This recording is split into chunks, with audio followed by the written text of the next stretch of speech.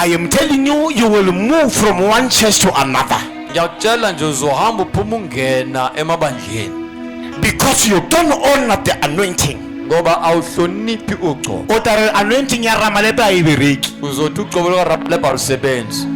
Uma kale baba ngwe ya baberekela. Umangala abanye liyabasebenza. Bawo bafika more, they are heavy loaded, but when they arrive here, the anointing is opening gates for them. Abanye bafika lana nje bathwele kanzima kodwa ugcobo luyavulela Blame amasango. the authority, blame yourself. Ungasoli i-authorities isole wena. You are the worship of your own self. Wena ngumthakathi wempilo yakho wena. Ka amen akasebe hona ke Amen buleji. ngakho ngishilo. Ke re ha amen akasebe hona ke Noma buleji. amen ngiyekho mina sengishilo. Hallelujah. Amen. Hallelujah. Amen. I say, if you don't recognize the authority, Uma ungahloniphi authority in times of your needs, it won't work. ekhathini zedingo zakho ngeke lusebenze. Mark 6 verse 5 and 6, read it. Mark chapter 6 verse 5 to 6. I want to pray. Funa ukukhuleka. Thank you, Jesus. Mark chapter 6 verse 5 and 6. Yeah. And he could there do no mighty work, save that he laid his hands upon a few sick folk and healed them. And he marveled because of their unbelief. And he went round about the village teaching. Verse number 5. Verse 5. And he could there do no mighty work. He did what? He could there do no mighty work. Who was not doing any mighty work in there? Bano begade engayenzi. Jesus Christ. uJesu Kristu. Where we are reading, Lasifunda khona. it speaks about Jesus Christ in Nazareth. Likhuluma ngoJesu Kristu eseNazaretha. He never performs miracles Akazange enze imangaliso in his hometown la ezalelwe khona. because people, they never recognize the oil. Ngoba abantu abazange bahloniphe lo They lugqobo. just heard from afar Bazwe kusuka kude that Jesus is performing 1, 2, 3. ukuthi uJesu wenza lokhu nalokhu. But people where Jesus was born, they never experienced anything. Kodwa la Jesu azalelwe khona abantu bakhona abazange babone lutho. Have you noticed that people who come and receive just like that are people who are coming to visit? Ukoqaphela ukuthi abantu abazokwamukela abantu abazovakasha nje kuphela. Say it again. Abantu abamukelayo bathola ibusizo zabo abantu abavakashayo. Those who just come Laba nje bezayo and go, bahamba. they are the ones who receive more than those who are staying here. Yilabo abareceivayo ukudlula laba bakhona la. The question is, Umbuzo ukuthi is this thing not working? ingabe lento ayisebenzi na? If it is not working, Uma ingasebenzi why those are coming and receiving? kungani labo abeza bazovakasha bayamukela? There was this other lady, Khona lo munye osimame she will always come. bekahlezi eze. She used to come during the overnight. Bekajwayele ukuza nje ngama night prayer. After she came, Mefika she called me. yangifonela. I've been looking for a car because when she comes, she makes sure that she provoke the anointing. Ngoba njalo menza wenza isiqiniseko sokuthi ke uhlokoloza lolu gcobo. She said, I've been looking for a car for long. Uthi kade ngifuna imoto They've isikhathi been declining me. beloko nje But bengidecline. I came with a seat and I placed a seat on the altar. Kodwa ngize nembewu ngabeka imbewu e-altareni. She said to me, your altar is something else. Wathi kimi i-altar lakho enye into. I just put the seat on Friday night. Today is Monday. They called me, they said, Ngibeke imbewu the night namhlanje iMonday bangifonele. she came again, it was all overnight. Uze futhi bekuyi night prayer. She prayed something very big here on the altar. Wabeka nje into enkulu la e-altareni. And after some times, Emva kwesikhathi esithize she called me, she said, that house that was declining, I got it. waphinde futhi wabona ukuthi le ndlu bekade decline ngitholile. What is the matter with you? Yini inkinga ngawe? Visitors, what is the matter with you? Is your pastor not anointed? And I beg to differ, your pastor is anointed. Zvakaze kanti yini ngani ngafundisi wena akagcotshwanga kanti ke mina ngithi umfundisi wenu ugcotshiwe. Your problem is your attitude towards the authority. Inkinga yakho ke umkhuba wakho ke kulolu gcobo. Your attitude matters. impatho yakho nje iyona ke balekile. Your attitude Impatho yakho is got two characters. ineyimilo ezimbili. It is either number one character is for opening, Kusho ukuthi ke i-character yokuqala yokuvula, number two is for closing. yesibili yokuvala. You see, when you go to tap, you need water. Uyabona mawusuye epompini ufuna amanzi. If you don't know, you can close it whereas the tap is already closed. Uma ungazi nje ungayivala uloku ukuthi evaliwe. Then your attitude will determine whether this tap open or it's shut. Manje i-attitude yakho izosho ukuthi ngabe le pompi iyavula okanye iyavalwa. Ask your neighbor, Akubuza umakhelwane, how is your relationship with the authority? injani i-relationship yakho ke ne-authority? Mojisha hape. Mbuze futhi, How can you reach Motsusa? mangabulele mfuse. Jesus was Lord. Jesus was the King of Kings. uJesu bekayinkosi yamakhosi. But in Bethlehem, he did only few miracles Kodwa eBethlehem wenze nje imangaliso embalwa. because his anointing was not recognized. Ngoba ugcobo lwakhe nje aluhlonishwanga. Thank you, Jesus. Do you know that a minister God chose to minister to your life? Uyazi ukuthi ke iminister uNkulunkulu ekhethile ukuthi ke izokhonza empilweni yakho. Do you know that she or he is more important than the president of this country? Ngabe uyazi ukuthi leyo nceku kanye leyo ncekokazi ibaluleke ukwedlula umengameli wale country In your life. empilweni yakho? Let me ask you again. Ake ngibuze futhi. Do you know that a man or a woman God has chosen to minister in your life? Ngabe uyazi ukuthi inceko yancekokazi uJehova ekhethile ukuthi ke izominister empilweni yakho? Do you know that that person is more important than the president of this South Africa in your life? Ngabe uyazi ukuthi ubalulekile ukwedlula umengameli waseMzantsi Afrika empilweni Believe yakho? you me, you are getting nothing from your president. Ngikhuluma ngithi akukho okutholayo kubuye kwipresident. But the authority can fight for your life when you are snoring. Kodwa i-authority ingalwela impilo yakho kungekho mvula. My son, when you are snoring, Uma wena ulele, when you are dreaming, the anointing can fight the battles. uma wena ulele nje uphupha nje ugcobo lulo impi zakho. Sometimes you are sleeping, you see me fighting your battles. Kwesinye isikhathi nilele ningibona ngilwe impi zenu nina. Let me say that. Sometimes you see me fighting your battles. Kwesinye isikhathi ningibona ngilwe impi zenu nina. Sometimes they want to bury you, you see me standing and closing. Kwesinye isikhathi bafuna ukuningcwaba ningibona ngimile ngivala. Because anointing is not a human, but anointing is omnipresent. Ngoba ugcoba kusumuntu, ugcobo luhlezi lukhona njalo. Omnipresent. Luhlezi lukhona. Even if I can sleep, Na noma ngalala, the anointing does not sleep. ugcoba lulala. You need to differentiate between David and the anointed one. Udinga ukwehlukanisa phakathi kwaDavide nalogcotshiwe.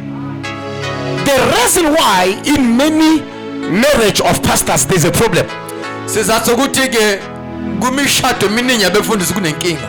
is because there's a woman of God I honor, Mam Ruti Muslim. I love that woman. Kukhona ke uma mfundisi engimhloniphayo mamfundisi umthweni. She said, Uthe you need to know how to have your husband and release the anointing. udinga ukwazi ukuthi uba kanjani nomyeni wakho ukhulule ugcobo. These two are different. Lokho kubili nje kuhlukile. You know the time for your husband. Uyasazi isikhathi somyeni wakho. You know the time when he's in another office. Wazi isikhathi uma ekwenye office. But most of the mama mfundisi, they just see a pastor. Even if you are wearing this, you see now I'm in apostolic garment, but they still see me as David. Yabona abamafundisi I'm abaningi. not saying mama is saying that. I'm saying that. Angisho ukuthi mama usho lokho, ngiyakusho nje ukuthi abamafundisi abaningi babona nje umfundisi noma egqoka ingubo yakhe kubapostoli basabonayo uDavid. Yes, they see him as David. Basambona njengoDavid. They don't see the anointing upon him. Ababona ugcobo oluphezulu kwakhe. That is why in most cases, Ingakho egadini eziningi the church people can flourish. abantu bebandla bangaphumelela, they can prosper. bangaphumelela. But you find the Mamfundisi stuck. Uthola umamfundisi nje stakini. The way you honor the anointing Ngendlela ohlonipha ugcobo determines how far you are going with that anointing. kubonakalisa ukuthi uyophumelela ukufika kuphi. People from outside, they come, they tap, they prosper. Why aren't you prospering? Abantu abaphuma ngaphandle bayafika Ask your neighbor, who did this to you? Who did this to you? ubani okwenze lokho? Ask your neighbor again. Akumbuze umakhelwane futhi. People from Nazareth did not get anything from Jesus. Abantu ababuya ngaphandle bathola ngalutho kubuya kuJesu. People from Nazareth, Abantu abaphuma eNazareth they did not get anything from Jesus. akukho bakutholile kubuya kuJesu. Thank you, Jesus. Touch not, because if you touch the anointing, you will never go unpunished. Ungathinti ugcobo ngoba uma uthinta ogcotshiwa awukwenzeka Any ungahambi. person who's calling himself a man of God, just respect that. Wonke umuntu ozibiza inqa kaJehova kuhlonipheke lo. Le ha o bona o kare yona picture ha iyo, mara just honor that. Noma ubone ngathi la lolubizwa lokho kodwa kuhlonipheke lokho. Uyipitha monna wa modimo. Uzibiza inqa kaJehova. Hallelujah. Amen. Hallelujah. Amen. Are you still here? Nisasekhona.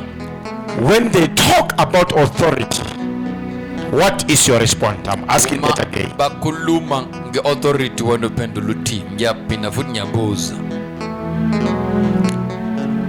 What is your response, Mpenyana? Yini impendulo yakho Mpenyana?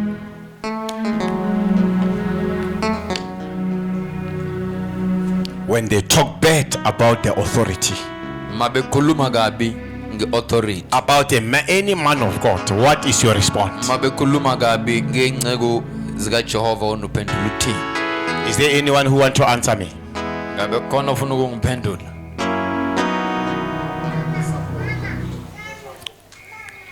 Mpenyana or Papa, I support them. Uthi Mpenyana yena uyabasupport. Can it? Ngempela. Yeah? Mpenyana, what is your response? Give the mic. I want to pray now. I do find myself supporting them somewhere. Sure. I have to be honest. Ramalepe, what is your response? Go to Ramalepe. Thank you, Jesus. Don't lie. Be honest. Because I'm here to help you today. I rebuke them, Papa. Can it? Yes. How many have you rebuked so far? How many have you rebuked so far? Few. Few. Yes. What was your say? What was your take on that? What did you say to them? No, I can't tolerate anyone who's talking nonsense about the men of God.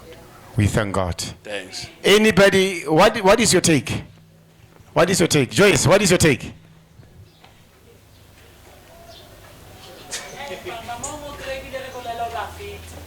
Amen. O ska bolla ka batho ba ngwana ka ke nyaka o bolla wena. Eh. O bore ke ibone wa tseba ke ibone. Mama Rose, what is your take, my daughter? Just be honest.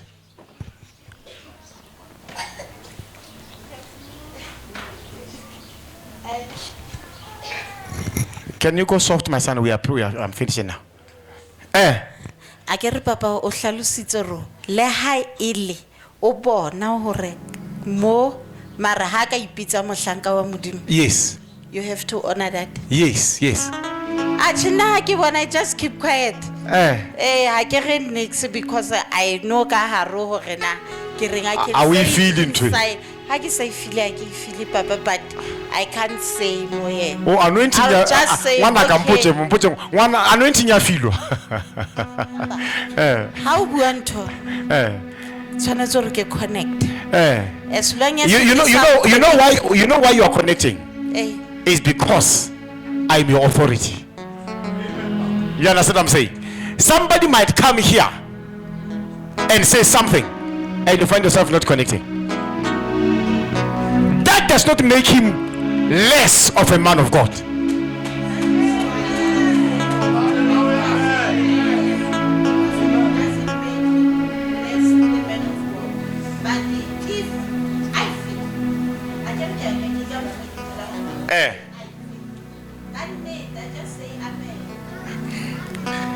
The problem with this generation, inkinga ke nalenzalo they are the generation of the films. inzalo nje eyemizwa. Did I say that? They want to feel something, you know. When I don't feel it, I start from God. Bengayezwa nje ayibuyi kuNkulunkulu. What is God saying about that? Uthini uJehova ngalokho? Because before you can condemn something, you need to ask God. Ngoba phambi kokuthi ugxeke into udinga ukubuza There are uJehova. many on Wednesdays. There are many who comes here who are calling themselves pastors and all that. When I look, I see that there is no call of God here. But for the mere fact that he says a man of God, I honor you, man of God.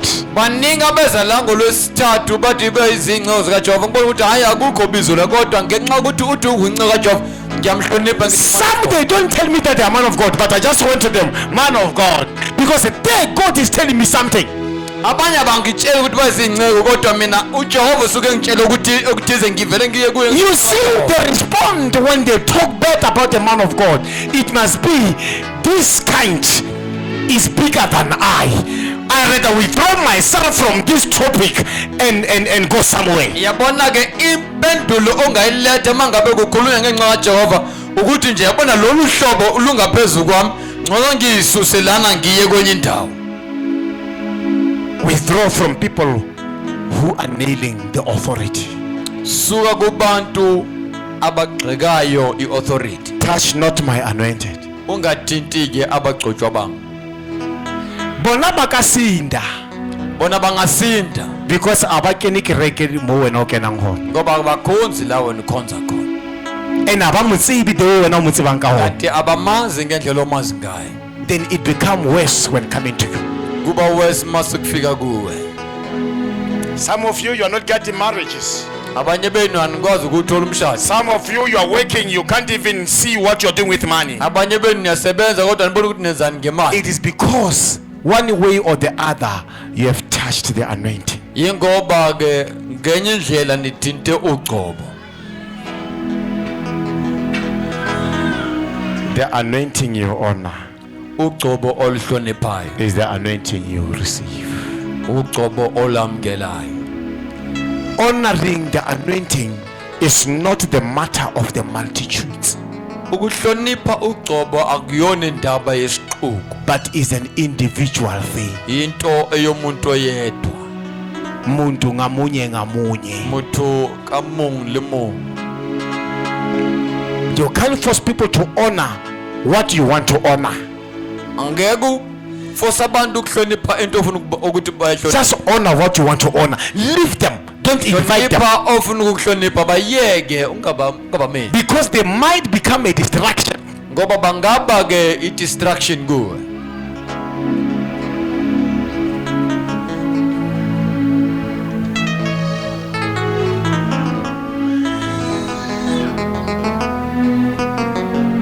One day I was talking to my son Mpenyane. I lashed him angikwatela. Unyusuku nje bengikhuluma nendodana yami uMpenyane waqabula wangiqwathela. And he was so serious. Now what is serious? Anti bekakwathe serious. Kanti na I can know. I knew that I'm levelela Mpenyane. Bengazi ngala. Recognize the authority. Aphela ke i-authority. God UJehova want to speak to you. efuna ukukhuluma nawe. He will speak to you through the authority. Uzokhuluma nawe nge-authority. Ayilena linkuthu. Aningezwa. When God want to speak, sometimes uneruruthi unokwa voice you will recognize ukare yavulela kamuntu. Kwesinye isikhathi uthi uhleli uzwe voice. Maybe yethala lakele one. Mhlambe yenzakalela kimi ngedwa. Ukokare voice yamuntu omutsibangiya. Uzwe ngathi iphimbo lomuntu omaziyo luyakhuluma. Nebantu etikile one ninning. And it gets to me the TV. I was praying. I just heard TB Joshua saying good morning. I went to check the TVs and the TVs were shut down. bengisele ngedwa nenini ngicime nama TV ngezwa When God wants to speak to you, He will use the voice of your authority to communicate with you. Jehova efuna ukukhuluma nawe uzosebenzisa izwi le-authority yakho. The reason why Satan is making sure that there's no relationship between you and your authority is because he knows that by the authority upon this man, you can cross your river Jordan. Sizathu ukuthi uSathane angafuna ukuthi uzeke izwi le-authority yengoba uyazi ukuthi phezu kwale authority kule ndoda uzondlula ke-river Jordan. There are many battles that the authority is fighting behind the scene.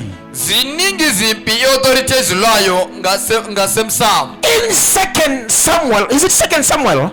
Ngabe uSamuel wesibili Or first Samuel, sorry, I beg your pardon. uSamuel wokuqala Chapter number 1 verse 11. chapter 1 verse 11. God is calling Samuel. uNkulunkulu ubiza uSamuel. He said, Samuel, Samuel. Uthi Samuel, Samuel. But Samuel woke up and went to Eli.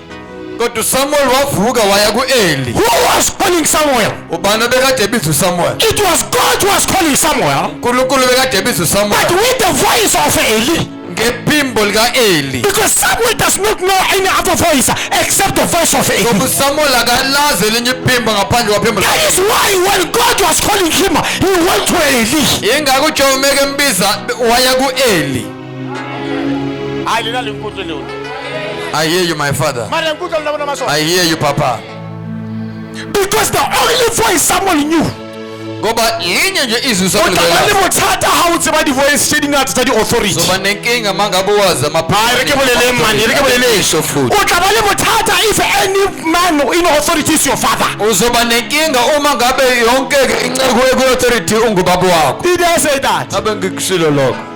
One day I went with one of my sons somewhere. Ngolisuku ngihambe ngaye nendoda Mara ka mogale ka bohate. ngamkhalima nje ngokukhala. Ba mo fa prophecy ya no one. Ke tore thank you papa. Thank you papa. Bamnikeza iprofesi one ungizwe ethi thank you papa. And o ka ra ke re ke amo ke a mmona, o ka re ke a mmona. Mangithi ngiyangapha ngathi ngiyambona. Ka re my son, go everybody is papa papa papa. Ngithi ndodana kuthi wonke umuntu nje upapa nje. Mara ngikutlo bazalwane. Mara ngiyangezwa. Every person can be your father, Wonke umuntu akwenzeka ukuthi abe ubaba wakho. but he can be a man of authority. Kodwa ngaba ke indoda eno-authority. Everybody papa. No ka re ko wena mpenya, no ka re ke sasa. Ke re ko wena ngwana. Angithi. Ke ra re wa ka re ko wena, the way you are behaving I suspect you. Ngendlela ubhema ngayo ngiyakusola.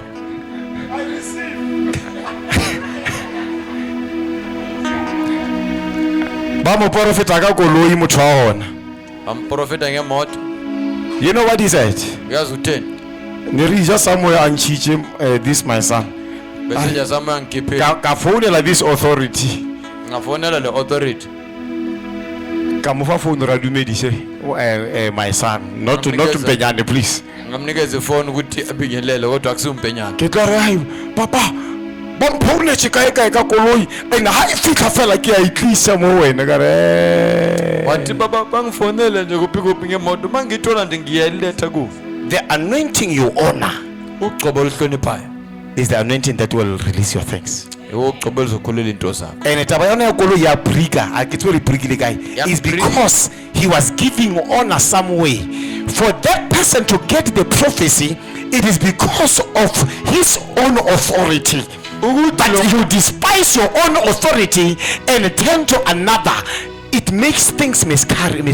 Uma ungahloniphi eyakho authority ubhekisa kwenye yenza ukuthi ke wena ulahlekelwe. If Samuel went straight to God, he was not going to become a prophet today. Uma uSamuel bekaye straight kuNkulunkulu bengekaze abe umprofeti namhlanje. But when God called him, he called him with the voice of his anointed one. Kodwa uma uJehova embiza umbize ngephimbo lalogcotshwe ngaphezulu kwakhe. That is why he went to Eli. He said, Eli, are you calling me? Ingakho eye ku-Eli wathi Eli Eli said, I'm not calling you. u-Eli wathi angikubizi. The voice called him again. Iphimbo lambiza futhi. The first time Eli said, I'm not calling you, and he heard the voice for the second time, why did you go to Eli? It is because the voice was the voice of Eli. Uma ngabeke leli phimbo limbize kokuqala okokuqala u-Eli wathi angikubiza ngombize kwesibili waya ku-Eli. Kuyingoba God will use your authority. Sometimes you see your authority giving you something, the keys, and tomorrow you testify you've got a car. It's because God will use the authority you know to open your doors.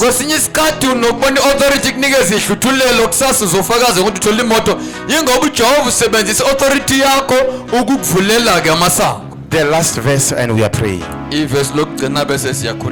2 Kings chapter number 2 verse 6 to 10. Chapter 2 verse 6 to 10. Samuel was called by God 3 times. uSamuel wabizwa uNkulunkulu kathathu. He went to Eli 3 times. Waya kuEli kathathu.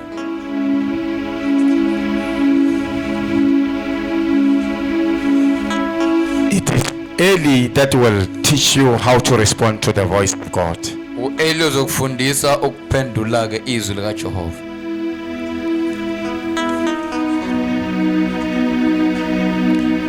There are many people, I introduce them to many men of God. They end up honoring those men of God more than the one who introduced the man of God to them. Baningi nje engiba introduce kuyinceku zikaJehova kodwa bagcina sebehlonipha lezi zinceku zaJehova kwendlula mina. Mama Tela said on Wednesday, Uthe uMama Tela ngoWednesday, you can ask for friendship on my Facebook. ungabheka ke intshumayelo yakhe ku Facebook yami. You can ask for friendship, my son, Ungacela ubudlelwa friendship on the Facebook. ku Facebook. But I don't have, even if you can give me money, I don't have anything for you. Na noma nginikeza imali akukho ngikuphathele kona. Your things are on this you Eli. Into zakho zikulo Eli. God has anointed you Eli for the reason. uNkulunkulu ugcobe uEli for into isizathu. Bala, my son. 2 Kings chapter number 2. The reason why David lived long is because he honored the authority. Isizathu ukuthi uDavid aphila isikhathi esithi ngoba wahlonipha ke If it i-authority. was me and you finding our enemy sleeping, we were gonna finish our enemy Kube off. bekuyimi nawe sithola isitha sethu silele besizosiqeda nje khona lapha. He passed the examination. Waphasa ke i-exam. Thank you, Jesus. The anointing of God cannot operate mightily more than the honor you give to it. Ugcobo likaJehova ngeke lisebenze kakhulu ukwendlula ngendlela oluhlonipha ngayo. 2 Kings, 2 Kings chapter number 2 verse 6.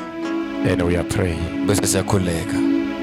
And Elijah said unto him, Tarry, I pray thee, here, for the Lord has sent me to Jordan. And he said, As the Lord liveth, and as thy soul liveth, I will not leave thee. And they went. In other ways, refuse to leave the anointing, the authority. Ngamanye amazwi nqaba ukushiya ke lolu gcobo. Though the storms comes, refuse. Na noma ivunguvungu ifika nqaba. You better allow the storms to separate you from David, but not from the anointing. Ungavumela ke ivunguvungu ukuhlukanisa noDavid kodwa ayinogcobo. Verse number 7. And 50 men of the sons of the prophet went and stood to the view afar off, and they too stood by Jordan. And Elijah took his mantle and wrapped it together and smote the waters, and they were divided hither and hither, and so that they too went over the dry ground. I want to show you something. Ngifuna ukubonisa into ethize. When you chase the anointing, Uma ngabe ugijimisa ke ugcobo, you receive the benefits of the anointing. uthola ke imvuzo yalolu gcobo. When you chase after the anointing, Mufunana nalolu gcobo, you see what the anointing is capable of doing. ubona lokho lolu gcobo lukwazi This ukukwenza. man Elijah, the prophet, 50 prophets discouraged him. Ama prophet abawu-50 bam discourage. And those prophets were the group, the sons of the prophet Elijah. Kanti ke labo prophet bekuyi group nje amadodana ka prophet Elijah. It is dangerous to have a group of people who does not believe in your anointing. kuyingozi ukuba neqembu labantu bangakholwa kugcobo lwakho. They just need the benefits of the anointing, but they don't need the carrier of the anointing. Bafuna nje imvuzo yalolu gcobo, bangamfuni umuntu othwele lolu gcobo. Then these people, these 50, Labantu aba-50 were the group bebeyiqembu that was carrying some women was criticizing the anointing. That is why they never receive anything. ebekade Bala of it. besazi ugcobo ingakuba ngatholanga lutho. Right, verse number 8.